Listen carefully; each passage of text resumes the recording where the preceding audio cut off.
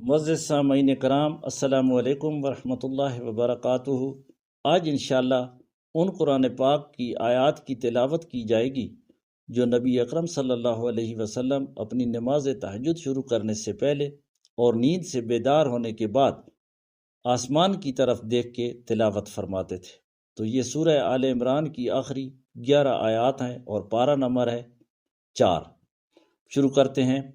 اعوذ باللہ من الشیطان الرجیم، بسم اللہ الرحمن الرحیم۔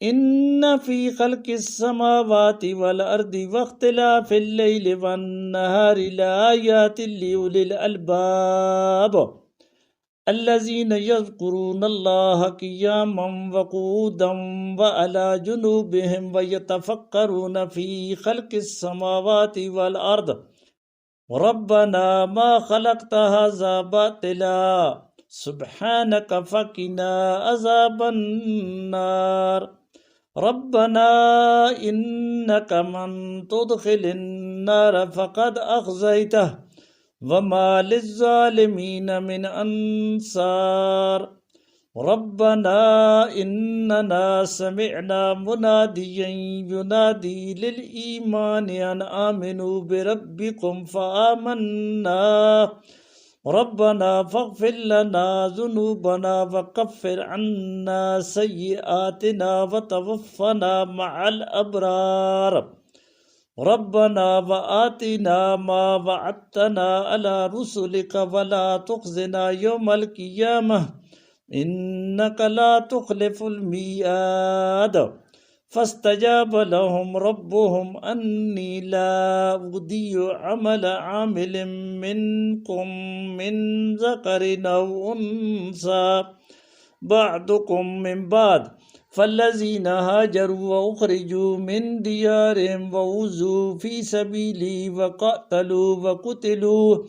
وقاتلوا لأکفرن عنهم سیئاتهم ولأدخلنهم جنات تجری من تحتها الأنہار ثوابا من عند اللہ واللہ عنده حسن الثواب لا یغرنک تقلب الذین کفروا فی البلاد متاع قلیل ثم مأواہم جہنم وبئس المہاد لیکن الذین اتقوا ربهم لهم جنات تجری من تحتها الانہار خالدین فیہا نزلا من عند اللہ وما عند اللہ خیر للابرار وإن من اہل الكتاب لمن یؤمن باللہ وما انزل الیکم وما انزل الیہم خاشعین للہ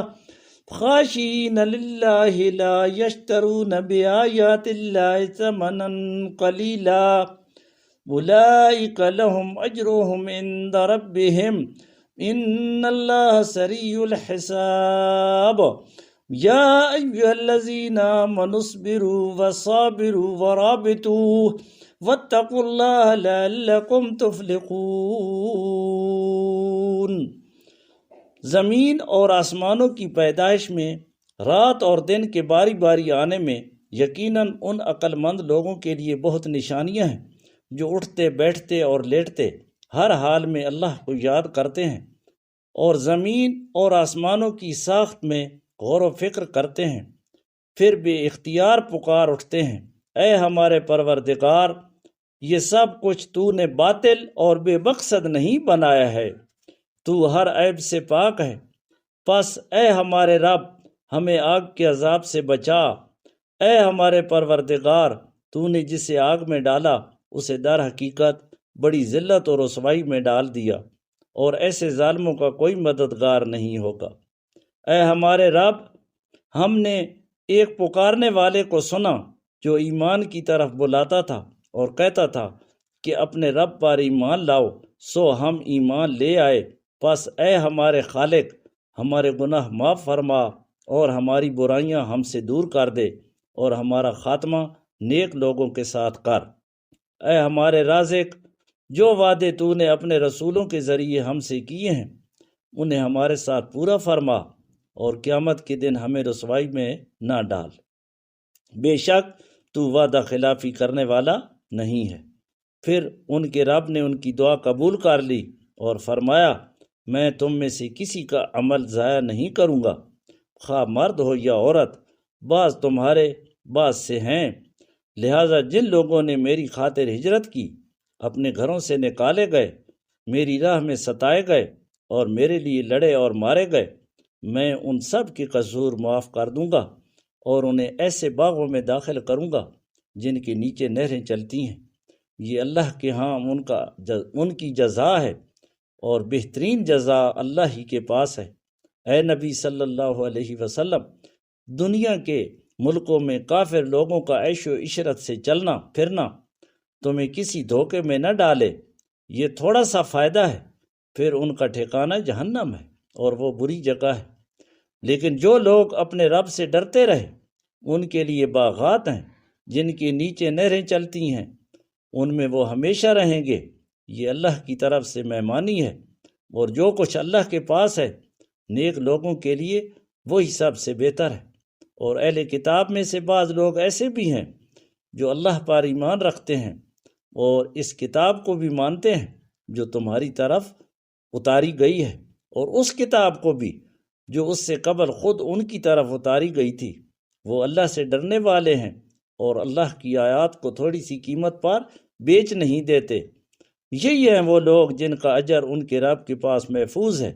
یقیناً اللہ تعالیٰ جلد حساب لینے والا ہے۔ اے ایمان والو، صبر سے کام لو، باہم صبر کی تلقین کرو اور جہاد کے لیے تیار رہو، اور اللہ سے ڈرو تاکہ تم کامیاب ہو جاؤ۔ صدق اللہ العظیم۔ جزاکم اللہ خیرا کثیرا۔